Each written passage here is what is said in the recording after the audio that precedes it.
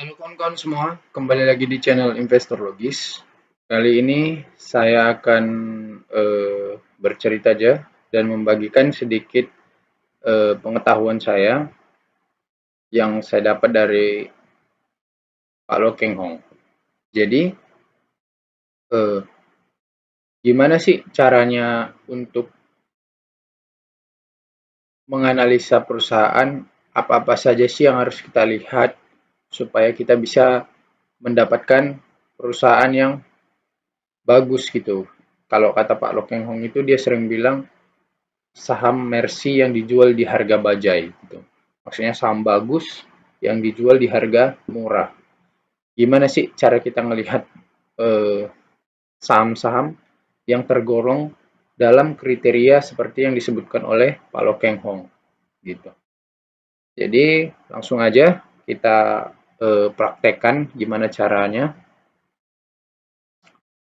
Yang pertama, di sini saya sudah meringkas eh, cara Pak Lo Keng Hong dalam melihat saham yang ingin dia investasikan. Jadi inilah faktor-faktornya yang penting bagi dia. Yang pertama saya catat di sini manajemen bagus. Jadi manajemennya harus bagus. Kita harus tahu siapa direksi dan komisaris dari perusahaan. Yang kedua labanya harus besar. Jadi laba harus besar di sini sebetulnya saya kurang tahu juga eh, berapa patokan dari laba yang besar ini karena Pak Lo Keng Hong tidak pernah menyebutkannya secara spesifik. Cuman kalau saya patokannya yaitu dia harus minimal 1 triliun. Kalau di atas 1 triliun lebih bagus lagi ya. Yang ketiga adalah labanya bertumbuh. Oke. Yang keempat valuasinya murah. Kita cek fair dan PBV-nya. Oke. Yang kelima kalau bisa bagi dividen. Nah, kalau perusahaan yang kita pilih itu nggak bagi dividen, nggak apa-apa juga. Cuman kalau bisa bagi dividen. Yang keenam, kalau dia bagi dividen, kalau bisa dividen yield-nya besar. Gitu. Yang ketujuh, sabar menunggu. Investing takes time ya, jadi dia butuh waktu. Kita butuh waktu untuk membeli saham yang dijual di harga bajai kembali ke Mercy. Gitu. Jadi kita coba langsung ke contoh sahamnya ya. Nah, di sini saya memilih satu saham yang menurut semua investor di Indonesia yang mungkin inilah saham yang paling bagus gitu. Pertumbuhan, labanya, apanya semuanya lah. Ini saham wonderful company lah. Jadi saya pilih saham BBCA, contohnya Bank Sentral Asia Tbk. Harganya saat ini 9.400. Dalam 1 tahun terakhir, saham BCA sudah tumbuh 18%. Jadi kalau kalian investasi di 12 Agustus 2022 yang lalu dan kalian jual sahamnya sekarang, kalian dapat keuntungan 18,24%. Tambah dividen 2% sekian, ya jadi 20% lah. Dalam 1 tahun kalian dapat 20%. Artinya kalian udah bisa menyamai kinerja dari Warren Buffett di Berkshire Hathaway ya. Dia bilang, ya saya pun nggak terlalu besar, rata-rata return saya 20% setiap tahun, cuman konsisten gitu ya, lewat saham Bank BCA ini. Jadi, kenapa saya katakan saya ambil contoh salah satu kriteria yang mau kita bedah saham Bank BCA ini karena satu, saham Bank BCA ini udah dikenal oleh seluruh investor di Indonesia. Yang kedua, ya memang semua mengakui bahwasannya saham Bank BCA ini adalah saham yang terfavorit lah istilahnya. Dialah favoritnya di kelas idamannya gitu. Oke, yang pertama kita cek manajemen bagus. Nah, di sini kita lihat profilnya siapa yang menjadi yang terutama itu siapa yang jadi direktur utama dan presiden komisaris utamanya gitu. Kalau saya ngelihatnya gitu. Nah, presiden direkturnya di sini Pak Yahya Setiatmaja. Jadi kita buka di sini ya Setiatmaja di Dirut BCA.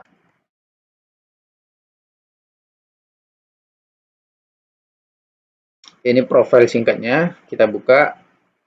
Yahya Setiatmaja, lahir 14 September 1955, adalah seorang bankir senior yang sekarang menjabat sebagai Presiden Direktur BCA sejak 17 Juni 2011. Nah, jadi kita udah bisa dapat informasi bahwasanya Pak Yahya Setiatmaja ini bankir senior. Jadi kalau namanya udah bankir senior itu pasti pengalamannya di dunia perbankingan pasti udah eh, teruji lah gitu istilahnya kan. Nah, jadi beliau ini juga menjabat sebagai Presiden Direktur sejak 2011. Jadi pertumbuhan Bank BCA sampai pada detik ini, ya beliau ini juga salah satu kreatornya, eh, apanya, aktor intelektualnya. Jadi kita bisa simpulkan bahwasanya kepengurusan dan tata kelola dari perusahaan Bank BCA ini di bawah tangan dingin Pak Yahya Setiatmaja bertumbuh dengan baik. Nah, jadi kita percaya dan kita bisa simpulkan bahwasanya Pak Yahya Setiatmaja ini orang yang berintegritas dan bagus gitu. Eh, kita bisa juga lihat di sini riwayat karirnya. Pak Yahya juga pernah sebagai akuntan di Price Waterhouse. Ini salah satu perusahaan akuntan terkenal di internasional ya. Direktur keuangan di Kalbe Pharma tahun 88 sampai 89. Jadi pengalaman beliau sebagai direktur keuangan ini udah sangat eh, teruji ya di PT Indo Mobil Sukses Internasional Tbk di IMAS. Kepala divisi juga pernah di BCA, direktur, oke, wakil presiden direktur, presiden direktur. Jadi beliau ini bertahap dia tangga karirnya. Nah, baru kita lihat di sini siapa presiden komisarisnya. Johan Emerson Setioso. Kita cek Google aja ada ini. Oke, di bca.co.id juga bisa langsung dari profil dari banknya. Sebentar, kita pakai Indonesia. Oke, Presiden Komisaris Johan Emerson Setioso, warga negara Indonesia, umur 80 tahun, oke, berdomisili di Indonesia, diangkat sebagai Presiden Komisaris BCA dan pada RPS tahunan 2011. Jadi semenjak 2011 Pak Johan ini sudah jadi Presiden Komisaris BCA ya. Dari perjalanan karir, John Emerson Satioso mengaku jabatan sebagai Presiden Direktur BCA memangku. 99 sampai 2011 Bapak ini Presiden Direktur. Kemudian dia naiklah jabatannya jadi komisaris ya kan. Riwayat pendidikan, menyelesaikan pendidikan S1 di Institut Pertanian Bogor. Oh, berarti Bapak ini tamatan IPB. Keahlian, selama masa karir telah berpengalaman di berbagai bidang dan penugasan diantaranya banking and financial strategy, banking supervision, internal audit, corporate banking, branch banking, dan individual banking. Nah, jadi kapasitas dari Pak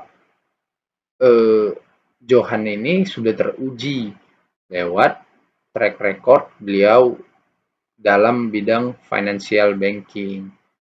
Jadi kita bisa simpulkan bahwasanya tata kelola manajemen dan komisaris dari BCA bagus ya, sudah pasti bagus lah itu sebetulnya. Kalau misalnya sekelas Bank BCA ini gitu kan. Nah, cuman saya mau contohkan aja bahwasanya itulah cara kita dalam melihat profil tata kelola perusahaan. Nah, terus kita lihat apanya? Kita lihat siapa pemegang saham pengendali dari perusahaan tersebut. Jadi yang punya saham paling banyak dari Bank BCA ini, ya ini, PT Dwi Muria Investama Andalan. Kepemilikannya 54%, masyarakat non-warkat 42%, pihak afiliasi pengendali oke. Jadi masyarakat punya 42% saham Bank BCA. Sisanya direksi dan komisaris Pak Robert Budi Hartono, Bambang Hartono bersaudara. Nah, Pak Robert dan Mbak Bambang ini juga yang punya PT Dwi Muria Investama Andalan ini. Jadi mereka ada perusahaan investmentnya, mereka juga yang punyanya. Jadi sebetulnya yang punya pengendali Bank BCA ini ya Pak Robert dan Pak Bambang juga. Makanya orang ini masuk ke orang terkaya di Indonesia, nomor 1 atau nomor 2 kalau nggak salah sekarang. Karena tukar-tukaran sama Pak Lo Tuk Kong kan, yang punya Bayan Resources. Oke, nah jadi dari sisi manajemen kita katakan oke, bagus ya kan BCA ini. Nah, kita juga ada di sini profilnya ya kita baca aja ini biar kita ngerti juga kan. Sekalipun kita tahu bahwasanya Bank BCA ini perusahaan bank. Nah, di sini kita baca juga anak perusahaannya ada PT BCA Multifinance, BCA Finance Limited, Central Capital Ventura, Asuransi Jiwa BCA, PT BCA Sekuritas. Oke. Nah, anak-anak perusahaan dari Bank BCA. Nah, setelah itu kita cek labanya. Nah, kita buka sini finansial, kita klik sini income statement. Kita lihat ini total pendapatannya. Dari 2017 sampai 2022, jadi 6 tahun ke belakang ya. 64 triliun, 68, 77, 78, 80, 88. Jadi, pendapatan dari Bank BCA ini meningkat terus. Nah, setelah itu, laba bersihnya kita tengok. Laba bersih tahun berjalan. 23 triliun 2017, naik jadi 25, naik jadi 28, turun ke 27 2020. Dia kalaupun turun, tidak terlalu jauh kali dia. Itu tanda salah satunya wonderful company. Padahal 2020 itu kita tahu bersama pandemi COVID. Semua saham hancur gila-gilaan ya. Laba perusahaan hancur drastis. Nah, setelah itu dia langsung melawan lagi, balik lagi. 2021 jadi laba 31 triliun, kemudian 2022 40,7 triliun. Menembus laba tertingginya, ya kan?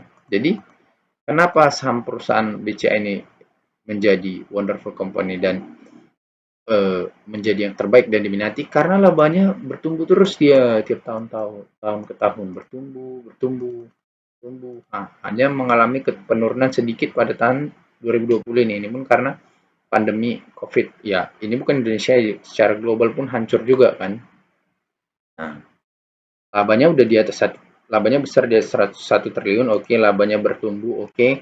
Nah, sekarang kita ke bagian valuasi. Apakah valuasi dari Bank BCA murah? Mari kita lihat. Nah, cara ngelihat saham perusahaan itu murah atau enggak, kita lihat aja dari sini. Kalau kata Pak Lo Keng Hong kan, as simple as that. Jadi semakin simple, ya udah gitu aja gitu. Semakin sederhana, semakin bagus. Simple is perfect katanya. Ada PE ratio-nya 24, price to book value-nya 5. Jadi patokan PE ratio ini kalau dikatakan murah itu harus di bawah 10 kalau saya ya. Kalau Pak Lo Keng Hong bilang di bawah 15 ya, tapi lebih bagus di bawah 10 memang.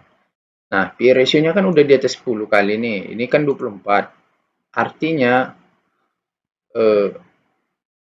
perusahaan dihargai 24 kali dari earning per share-nya, dari laba per sahamnya. Nah, jadi terlalu mahal udah kan. Kita lihat lagi price to book value-nya 5. Kalau perusahaan yang murah itu harus PBV-nya di bawah 1 kali, misalnya 0,9, 0,8. Ini kan 5, artinya saham perusahaan di harga segini sudah dihargai 5 kali dari nilai wajarnya.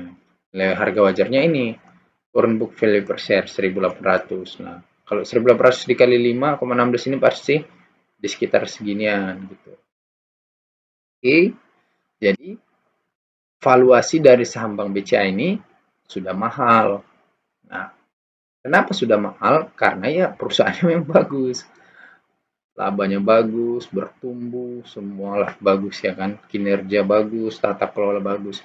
Jadi wajar aja bahwasanya market menghargainya segitu di atas harga wajarnya. Karena memang ya istilahnya kita beli barang yang mahal pasti barang bagus sekali pasti harganya mahal gitu. Tapi ada juga di bursa yang barangnya bagus dihargai murah, tapi ada juga. Nah ini kebetulan enggak karena ya kualitasnya udah semua orang tahu lah gitu. Jadi secara valuasi murah tidak ya. Kalau bisa bagi dividen, oke. Kita cek apakah BCA bagi dividen. Kita cek dari sini, correction, dividen. Jadi bisa kita lihat di sini BBCA ini sambang BCA dari tahun 2009 terus membagi dividen secara rutin sampai pada tahun 2023 ini. Nah, kalau kita lihat track recordnya, jadi BCA ini bagi dividen satu tahun itu 2 kali. Jadi setiap tahun itu mereka bagi 2 kali, 2009, 10, 11, 12, 13, 14 terus konsisten. Nah, 2023 ini kan baru dibagi bulan Maret. Nah, biasanya mereka bagiinnya lagi di bulan Desember di akhir tahun. Nah, jadi kalau kalian beli sambang BCA, kalian sabar tunggu sampai Desember, ya ini kemungkinan pasti akan dapat dividen lagi dan dividennya pasti lumayan besar karena laba tahun 2022 kan besar. Saya jamin pasti lumayan besar itu. Oke, kita lihat coba di sini. Nah, dividen yieldnya ini 2% kan. Ya lumayan. Kalau misalnya harga sahamnya naik, dividennya bagus, rutin 2 kali setahun ya nggak apa-apa. Nggak besar-besar kali gitu kan. Kalau bisa bagi dividen oke. Kalau bisa dividen yieldnya besar, biasa aja, kurang. Tapi standar aja gitu. Sabar menunggu. Nah, kalau sabar menunggu ya udah pasti untung. Jadi kita lihat seberapa untung kalau kita pegang sambang BCA dalam 1 tahun terakhir. 18% kenaikannya. Artinya tambah dividen 2%, sekitar 20% ya bersihnya. Nah, kalau kita sabar menunggu dan kita taruh uang kita dapat keuntungan 20% dalam setahun. Kalau kalian invest 100 juta, artinya uang kalian jadi 120 juta. 10% kan? Dalam setahun. Nah, kalau dalam 3 tahun gimana? Untung 52%. Kalau dalam 5 tahun, terakhir, untung 96%. Artinya kalau kita lihat track record return dari 5 tahun ke belakang, saham Bank BCA ini konsisten berada di pertumbuhan 20% setahun. Kenapa? Karena 5 tahun 96. Kalau dividennya kita hitung 2 kali 5 10, artinya 106%. Kita anggap aja 100% kan? Ya udah, artinya mereka konsisten setiap tahun itu returnnya tumbuh 20%. Kalau kita tahan dan mau invest jangka panjang selama 5 tahun di saham Bank BCA ini. Jadi, kalau modal kita pokoknya berapapun modal kita, kemungkinan besar dalam waktu 5 tahun kalau kita invest di Bank BCA ini, kita balik modal. Gitu. Jadi, menurut saya, inilah contoh saham wonderful company sesungguhnya. Ya kan?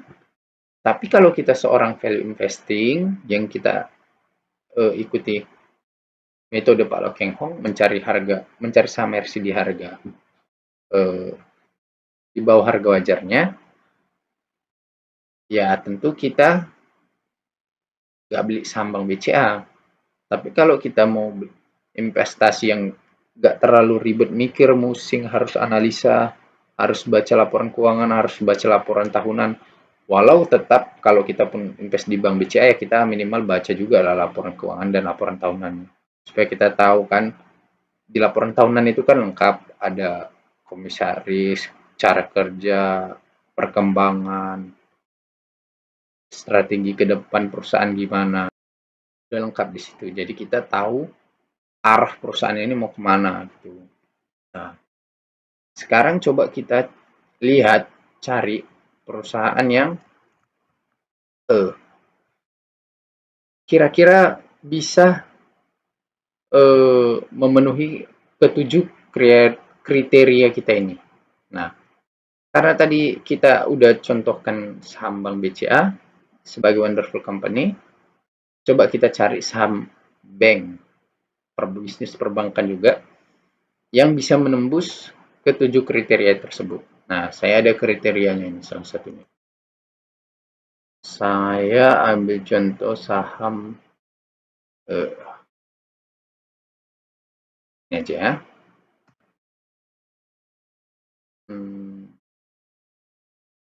BJBR. Oke. Nah, kenapa saya pilih BJBR? Karena menurut saya ini mampulah untuk menembus ke 7 level filter itu. Mari kita lihat. Manajemen yang bagus. Oke. Kita lihat siapa. Nah, presiden direkturnya Yudi Renaldi, presiden komisarisnya Farid Rahman. Oke. Nah, ini nanti kita searching aja lah ya, gimana riwayat dari bapak-bapak ini. Oke, kita lihat kepemilikan sahamnya dari Pemda menguasai 38%, Pemda Jawa Barat, Pemda Jawa Barat dan Banten 29%, Kabupaten Bandung 7%. Jadi, karena Bank BJBR ini merupakan bank usaha milik daerah, BUMD, jadi pemegang saham mayoritasnya adalah Pemda, ya kan? Oke, kita anggaplah manajemennya bagus. Kita lihat labanya. Nah, kita lihat laba bersihnya di atas 1 triliun atau minimal 1 triliun kan. Dari 2017 1,2, naik 1,5, 1,5, 1,6. Nah, dia justru BJBR ini lebih kuat lagi ya. Dia 2020 justru bertambah dia, bukan malah berkurang dia. Walaupun ada Covid. Naik juga labanya. Naik, konsisten naik juga tahun 2022 2,2 triliun. Jadi selama 6 tahun terakhir, laba perusahaan bertumbuh secara konsisten dan di atas 1 triliun. Jadi dia nembus ketiga filter ini ya, laba besar, laba bertumbuh. Oke. Kita cek apakah valuasinya murah. Nah, berapa PE ratio-nya? 6,2. Berarti dia di bawah 10 kali kan? Artinya tergolong perusahaan yang murah. Berapa price to book value-nya? 0,8, di bawah 1. Artinya ini perusahaan yang murah. Oke. Sekarang kita lihat berapa harga wajarnya, diperkirakan di 1416. Harga sahamnya saat ini 1100. Jadi selain dia valuasinya murah, kita juga punya peluang untuk meraih return kalau dia balik ke harga wajarnya. Yang kelima, kalau bisa bagi dividen. Oke. Kita cek dividen BJBR, apakah dia bagi dividen. Nah, 2011, 12, 13, 14, 15 sampai 2023. Oke, jadi bisa kita simpulkan saham Bank BJBR ini membagikan dividen secara rutin selama 1 kali setiap tahun. Oke. Dia menembus filter. Kita cek apakah dividennya besar. Kita lihat dari sini berapa dividen yield dari BJBR. Nah, dividen yieldnya 8,8%. Tadi Bank BCA 2% loh cuman. Ini 8,8%. Jadi, kalau saham perusahaan bank, dividen yieldnya di atas 5%, itu udah bagus dan besar pasti. Kenapa? Karena rata-ratanya di situ. Saham perusahaan perbankan itu dividen yieldnya rata-rata 4-6%. Seringan 5% gitulah. Nah, jadi kalau dia di atas itu udah 8%, apalagi ini 8,86% udah besar kali ini. Setahu saya juga ini salah satu masuk ke 3 perusahaan bank dengan dividen terbesar ya. BJBR, BNGA, satu lagi Bank Mandiri kayaknya ya. Atau BJTM satu lagi kayaknya. 8% juga itu. Nah, jadi dia menembus filter ini. Yang ketujuh, sabar menunggu. Ya udah, kalau itu kembali lagi ke kita. Kita harus sabar menunggu pergerakan dari saham Bank BJBR ini, pertumbuhan.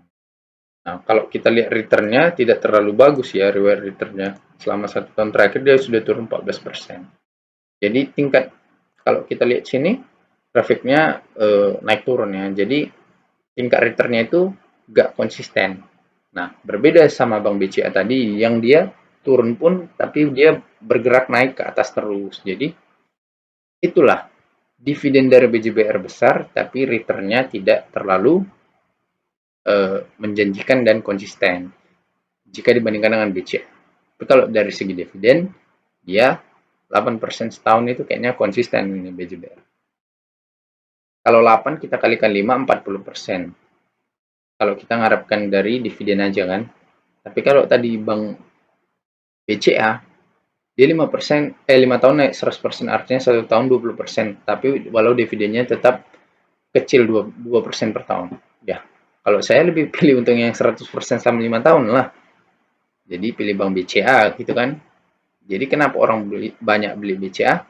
Ya itu tadi, kualitasnya itu dia. Kualitas konsistensinya dalam menghasilkan return. Jadi investor nggak terlalu marah karena BCA bagi dividen hanya 2% gitu. Walau labanya besar. Karena dia ngasih return konsisten gitu pertumbuhannya. Jadi inilah filter-filter. Jadi semakin sederhana metode investasi kita, semakin akurat gitu biasanya. Kalau udah terlalu ribet ini grafik di harga segini jual, harga segini beli, itu udah repot, nggak usah. Yang sederhana aja, manajemen bagus, laba besar, bagi dividen, PBV murah. Ada kok saham-saham kayak gini, bisa kita cari di bursa efek. Jadi inilah cara kriteria kita menganalisa perusahaan supaya bisa dapat perusahaan yang menguntungkan. Saya berkali-kali pakai metode kayak gini dan berkali-kali juga untung dari perusahaan yang saya investasikan. Ya gini-gini aja sebetulnya metode saya. Saya beli BNI dulu, Astra Auto Parts Auto, juga di TMG juga sempat untung. Ya banyak lah udah. Ya ini aja juga metodenya, sama kayak Pak Lok Yang Hong aja. Ini aja juga metodenya sederhana. Simple is perfect. Oke guys, itu aja. Semoga video ini bermanfaat untuk kalian menganalisa saham. Kalau ada yang kurang, silahkan tambahkan di kolom komentar pendapat kalian. Demikian video kali ini. Jangan lupa klik like, comment, dan subscribe video ini supaya kita bisa sama-sama terus berdiskusi kawan-kawan. Terima kasih. Sampai jumpa di video selanjutnya.